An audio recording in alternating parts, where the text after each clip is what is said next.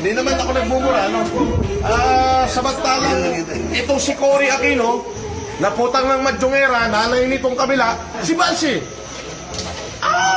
Sila nagpapatay sa tatay nila, ano ka ba? Totoo yan!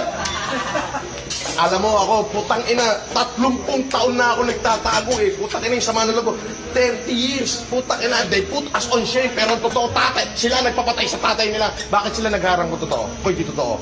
Di dapat sigawan nila ako rito. Sumunod, kapitbahay. Yes! Tapat mo lang? Yes! O, tingnan mo, nagharang mo. Di ba dapat ganyan lang screen? Tingnan mo. O, di ba, tingnan mo yung screen. Ito to, screen, o.